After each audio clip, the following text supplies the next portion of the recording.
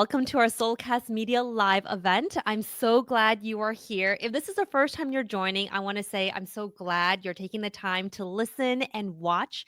For those of you who are joining and meeting me for the first time, my name is Jessica Chen, and I'm the founder and CEO of Soulcast Media. We are a communications training company, and we work with some of the most exciting companies around the world to help their teams and individuals elevate their communication skills. So every time you join in and listen in, you know you're going to be walking away with some, I call them golden nuggets, so you can improve your communication skill at work. But today, I'm particularly excited to invite my guest, Vicky Nguyen, here because we're going to be sharing some communication tips. But not only that, we're going to be celebrating her new book that just came out. So, what I'm going to do right now is I'm going to invite Vicky up here. So, for those of you who aren't familiar, you might recognize her. For those who aren't familiar, Vicky is a chief consumer investigation correspondent at NBC News, and also her new book, best-selling memoir, Boat Baby, just came out not too long ago. So, Vicky, I know I did a quick intro of who you are, but please share with folks a little bit about you and the work that you do. Well, I've been here at NBC News in New York for about 6 years now. And before that, you might know me from when I was in the Bay Area. And that's really where my investigative journalism career started. I've been in the business now for 25 years. Jess, you and I, cross paths many times at journalism conventions and conferences. And that's how we got to know each other. And we know the ins and outs and quirks of this complicated and sometimes volatile industry. So it's so good to be reunited with you on your show and to see you thriving. And I'm so happy we're going to be talking about communication today. Of course. So there's so much for us to unpack. And as you mentioned, we go way back. It's been years. And yeah, we're connected through journalism. I'm no longer in journalism, but a lot of the things that I teach in terms of communication comes from the journalism experience that I've had. So before we get into the communication tips, which I know a lot of our folks are very excited to hear from you and the tips that you want to share about speaking well, speaking confidently, presenting, kind of all those things. I want to first talk about this book that you have. Oh my goodness. Congratulations. It just hit the New York Times bestsellers list, which is not an easy thing to do. But for those who aren't familiar with the book, Boat Baby, tell us a little bit about what it is and why did you write this book? Boat Baby is my family's story. It is really meant to be a tribute to refugee and immigrant families everywhere who risk everything for a better life for their kids and their families. And it's also a document to explain how it was possible for someone like me, a boat baby refugee, to go from that beginning in this country to a national network anchor and correspondent in one generation. I think it speaks to the values of America, the generosity of people who live here, and the ability to make something of yourself no matter what your origin story is. And so I think, I'm just so happy to put this story into words because I think it is an experience that so many of us can relate to. It doesn't matter. You don't have to be one of the 2 million boat refugees who left Vietnam between 1975 and 1992 to relate to a lot of the universal themes that I write about in my book. It is, I think, a testament to my parents' grit and resilience, and also the sponsor families and the churches and the village that really came together to help raise me, because my parents, like a lot of immigrant parents, came here and they were working really hard, and they were Vietnamese parents raising a Vietnamese American kid. And so a lot of us are familiar with the generational conflicts you might have with your parents when you come of age and you're in your teens, and like things are so different than when your parents were kids. But on top of that, we had a whole bicultural experience and reckoning and sort of understanding what it meant to be American, but also honoring my Vietnamese roots and culture and the way that my parents grew up. So I think the story is uplifting. I think it's joyful. I think it's coming out at a time that is really important to kind of remind people what America truly is, what makes America truly great. And I think it is our diversity. I think it is the fact that people come here from different places with different languages and cultures and ideologies and food. And yeah, that can result in friction, right? But out of that friction and that conflict comes incredible innovation. And it helps us all to widen our aperture and open up our perspectives and learn what the world is all about. And I think of all the great things that have come out of this country because of all of the people who weave the tapestry that makes up the American public. So yeah, I think that when you read it, you get a newfound like appreciation for what this country stands for to people from all over the world. And I think it reminds you of your own agency and freedom and what can happen in this place. So here's a fun fact. I actually just got back from Vietnam about 2 weeks ago. Oh wow. I was in Ho Chi Minh City, which we all know is Saigon. Hmm. My brother actually got married there. Oh wow. So we were there in Vietnam about 2 weeks ago, and it was my first time there. And they're also celebrating their 50th anniversary at this Hmm. point right now. Hmm. And it's interesting because I was reading your book while I was traveling to Vietnam. And I felt, like, very connected in that very special sense while reading it. And, as I was reading your book, what really hit me about it was, sometimes growing up in America and in this, like, very in this environment, I grew up in California. My parents similarly immigrated, but not, in the experience that your family have. But, sometimes I feel like people, and even for me, I'll say for myself, you can't really appreciate just, like, how there's no other word, like, crazy of an experience it must be to leave your home country, right? And come to a whole new place, which was America, and start a life from scratch. So and I just think about, as an adult now, having to potentially leave my career, leave my job, leave my home, leave my community, and move to a different country. I feel like just how crazy that was. And for you, that's kind of like the story of your parents coming here for you, right? So I'm just, thinking back, and like I said, I was reading that book as I was going to Vietnam for my brother's wedding, and just being in that culture, being in Vietnam and seeing that, I mean, it just kind of built this, like, very special connection. I'm so happy that that was the experience and Boat Baby got to travel back there with you because I haven't been back for about 8 years now. The last time I was back, I was pregnant with my third daughter, and I know that she's almost 9 and she really wants to go back. My two older daughters have. Vietnam is a magical place, and I have always said anecdotally how much I think that Vietnamese people are genetically built to be enthusiastic, optimistic, resilient. And then a recent New York Times article was published on April 30th, the 50th anniversary of the fall of Saigon, the end of the Vietnam War. And, one of the things they mentioned in the article was that Vietnam is an optimistic country based on data, like surveys that they do, Mhm. asking the population, that Vietnam typically ranks among the top in terms of a country full of citizens who believe in the future, who have hope, who are optimistic. And I love that there's actually data to support my own anecdotes and my own personal views about what it means to be Vietnamese, both Vietnamese and Vietnamese American. It is just something that I have experienced when I meet other people here, but also in my travels back to Vietnam, that it is not a country that carries the wounds and scars Mhm. of its war torn past. Yes. I think many of the people that I have met there know the history, but at the same time are happy that the country is united. It is communist in name, but very capitalistic in many ways in terms Mhm. of how business is done and the way that Vietnam interacts with other global countries, like when it comes to trade and that kind of thing. Now, free speech, it is not what we have in the United States, Mhm. certainly not at all. Um, and there is an expectation that you will not criticize the government. But aside from that, I think tourists, visitors would be hard pressed to see the communism Mhm. and the kind of government that was in place when my parents were there and what prompted them to make this escape, basically. Um, I was born in 1978. My parents decided in 79 to leave when I was an 8-month-old baby, hence the title of the book, Boat Baby, because I was just a little baby when they hired a smuggler and took my two uncles and my great aunt and me and tried to cross the South China Sea to get to a refugee camp in the hopes that we would be sponsored to America. Mhm. And I was really the catalyst for that decision. My parents had already lived under communism for 4 years at that point, and what they told me was they couldn't imagine raising me in a place where I wouldn't have agency, I wouldn't have freedom, I wouldn't have access to education.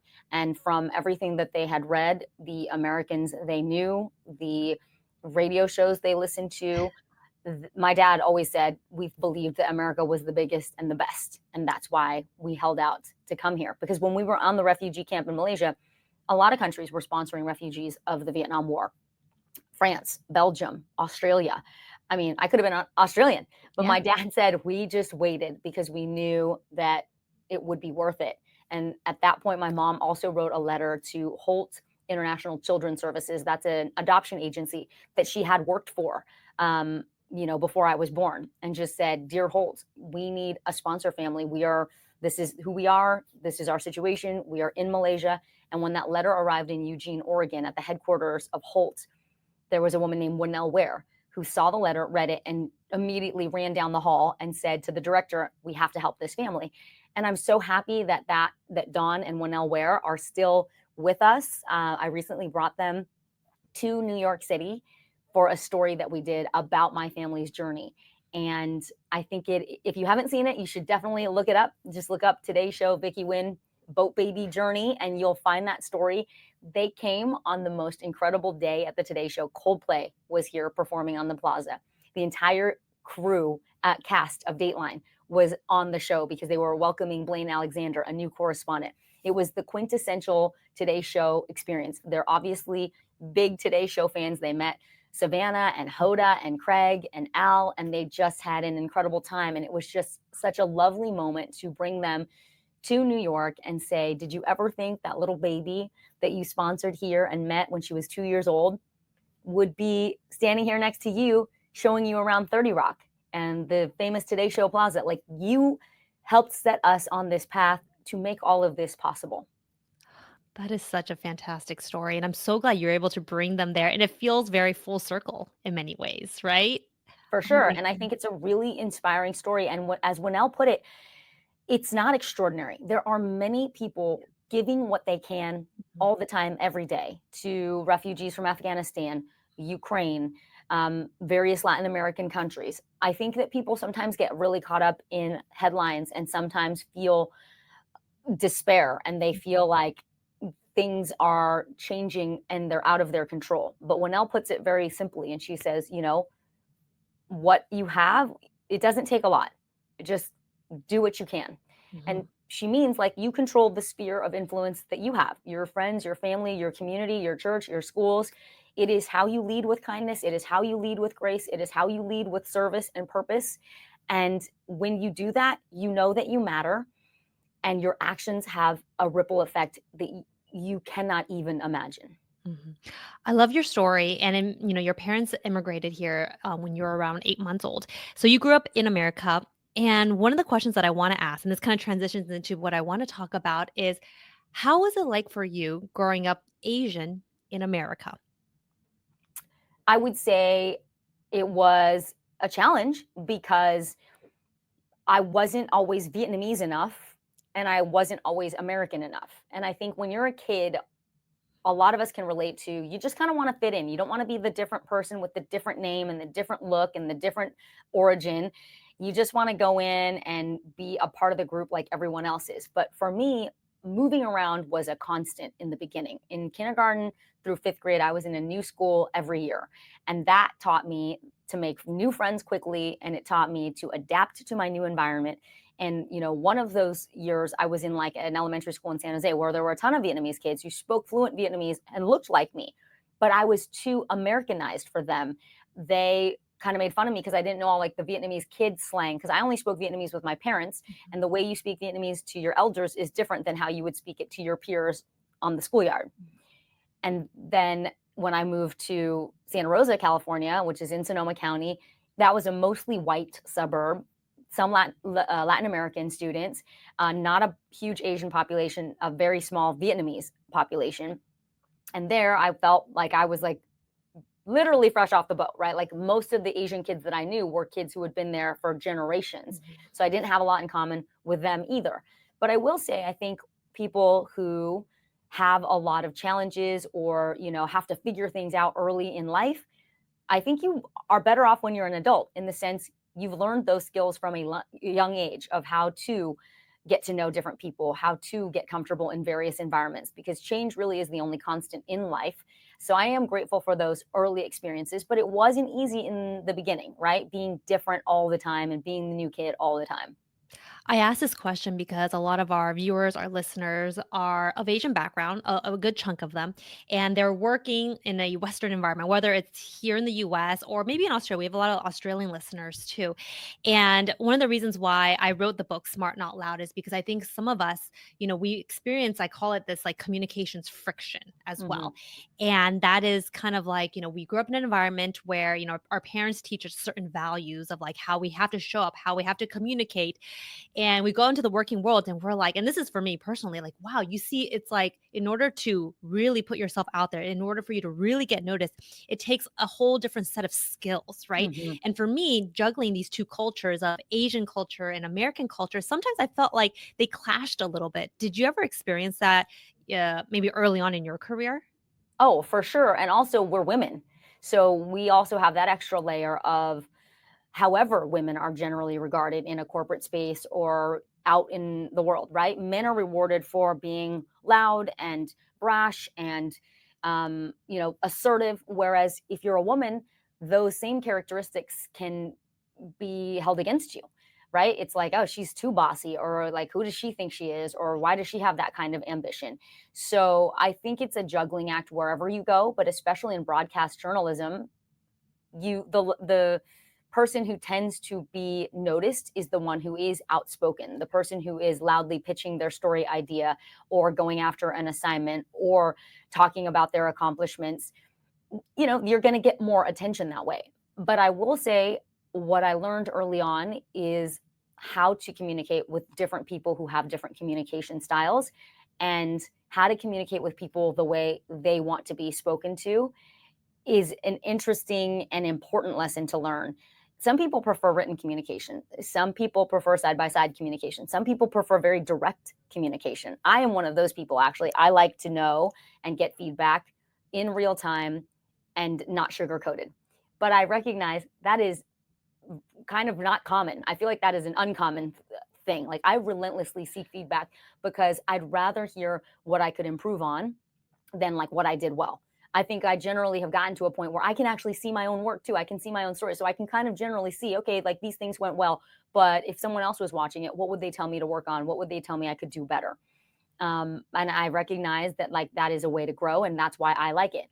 But that is, I think, kind of rare. I don't think everybody wants to be told like, oh, these are the things, these are the flaws, or these are your weaknesses. This is where you can improve. Generally, people would prefer to hear the good things, and then maybe a couple of tidbits about like what they could do better, and then like give them some more good things. That whole like Sandwich. sandwich approach.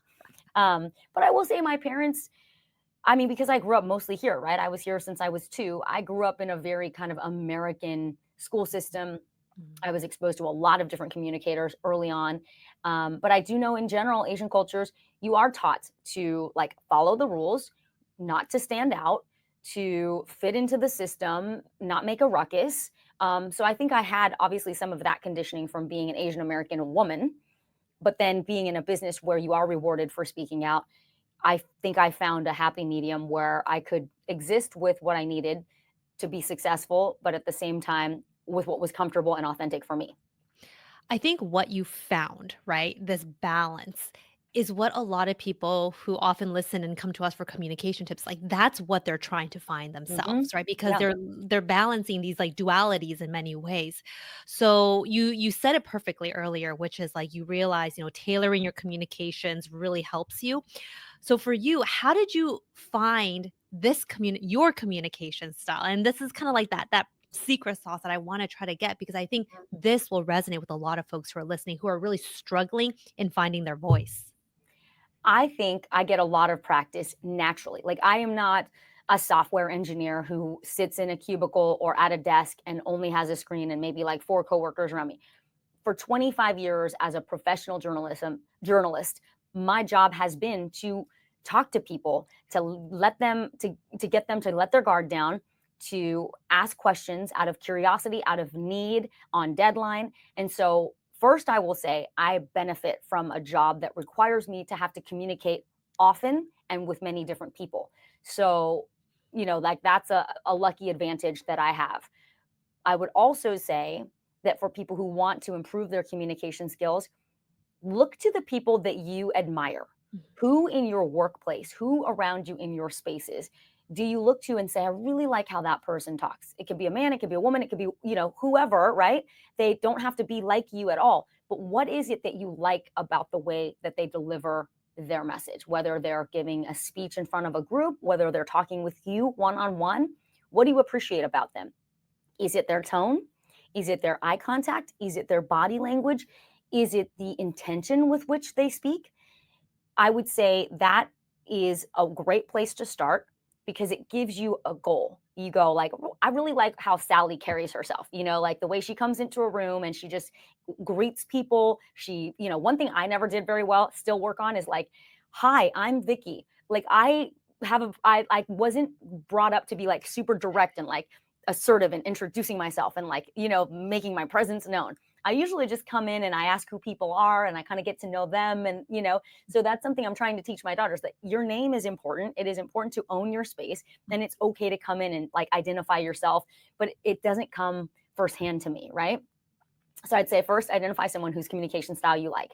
Then figure out what it is that you're trying to emulate. And then try to practice some of those things, not all at once, right? But like in different scenarios, you can be like, okay, today I'm really going to focus on my eye contact when I talk to people. Or, I really want to make sure that I don't just stand stiffly or sit awkwardly in the meeting. I'm going to kind of like take some deep breaths. I'm going to relax and I'm going to try to incorporate some like hand gestures or whatever into the way that I speak.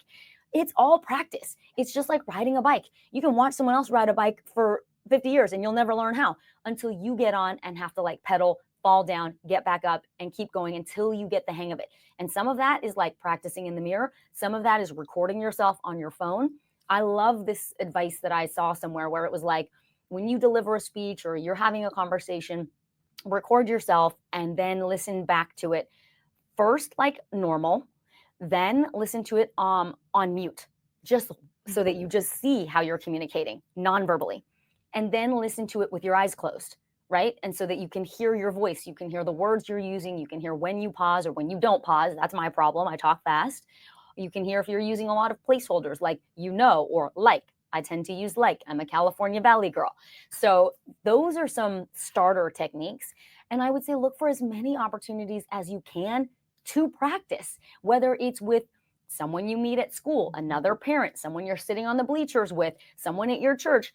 I think a stranger, you only get better at communicating when you ask the extra question, when you say the extra sentence, you engage with someone. And if it's easier, do it with strangers. I mean, I'm not saying be a creeper and talk to people who don't want to talk to you in public. We live in New York City. Nobody wants to talk to anybody, but no, that's not fair. I will say New Yorkers are really easy to talk to, actually. Once you like break through, I find New Yorkers really easy to talk to and interesting people when they'll give you an earful. But I would just say practice is like what's going to get you to your goal faster. And the more you do it, the less nervous you'll be about it. Yeah. And I think communicating is such an important skill. And I'm like really encouraged by my daughters who in school, they are learning public speaking. They are learning, they have to give a bunch of presentations in front of their class. I think it's super valuable. And I love that everybody here is trying to make themselves a better communicator. And we all can continue to learn. Absolutely. So I'm hearing awareness, being intentional, putting yourself in places that might feel slightly uncomfortable, right? That For is what sure. can help you grow. If it's like, for example, if you struggle with speaking up in a meeting because maybe there are a lot of loud voices around you, I always say sometimes it's easier to speak up sooner rather than later too, because Yeah. you can create this narrative in your head of like, oh, I shouldn't say no, just say it. Just say Right. the darn thing, right? Totally. One of the other things that I have to ask you, and I think I get this question a lot, and I think it's a very common experience. I think as a journalist, you probably have some really good tips. It's engaging in tricky conversations. Now, as a Mhm. journalist, you are probably engaging in a lot of tricky conversations where perhaps the other person doesn't want to say, doesn't want to share. And in the corporate world, let's say it could be maybe you having a more tricky conversation with your manager, or maybe you asking for something that you're super nervous about. What are your tips, Vicky, on how somebody can have that confidence to approach what they consider a tricky conversations? What should they think about when they're in a situation like that?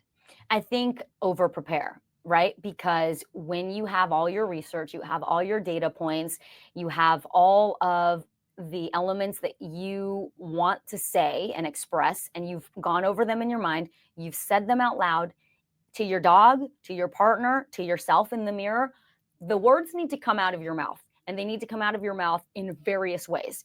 And you need to anticipate various responses, because then it becomes like muscle memory. Like the best people you watch in sports, Steph Curry, right? He makes it look effortless because he's already practiced that shot, that move thousands of times, so that when it happens in a game scenario, he doesn't have to think about it. It's muscle memory. He goes into like automatic drive and he can respond in various scenarios. Don't expect yourself to be perfect. He Mhm. misses shots, right?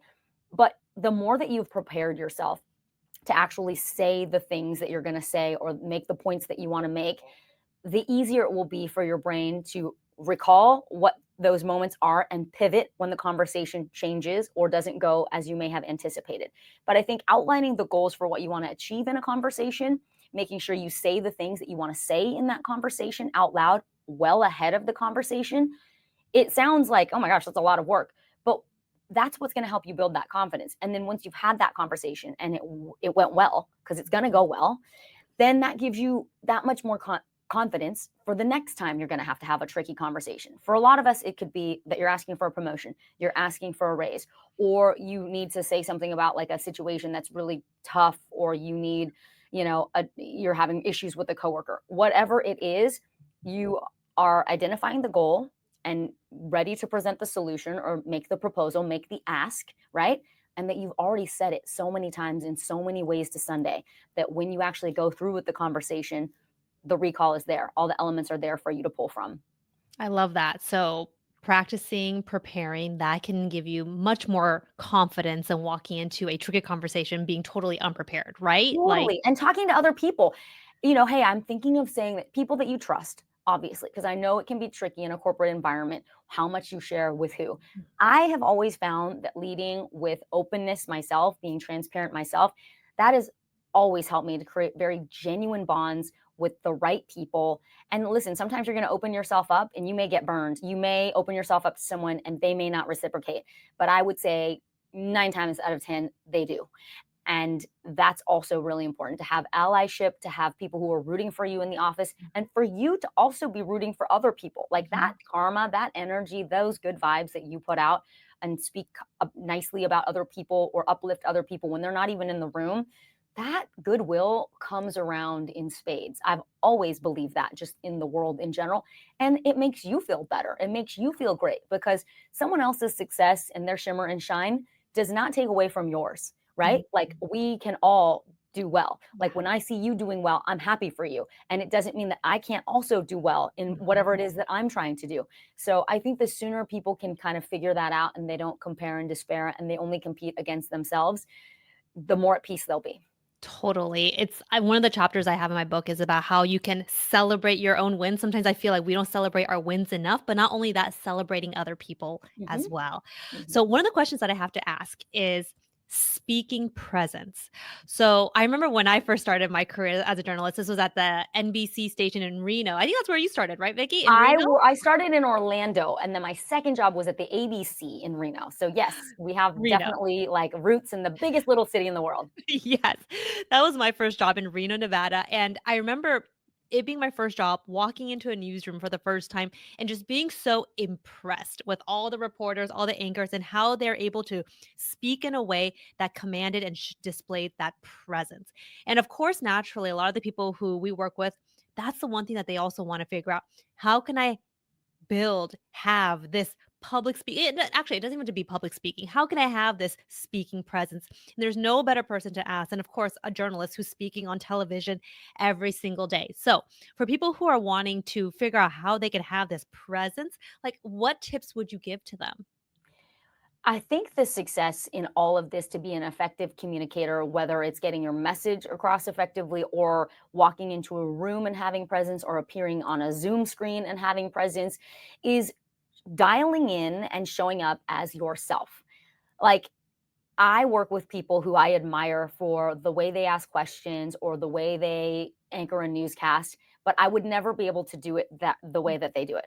it just wouldn't be me. It's not my voice. So I think figuring out who you are, and when you are genuinely trying to communicate in a way that is authentic and you're leading with curiosity and grace, I think that's what warms up a room to you, right? It's not like if you like to come into a room and you're like, all eyes on me, hey, hey, and that works for you, fantastic.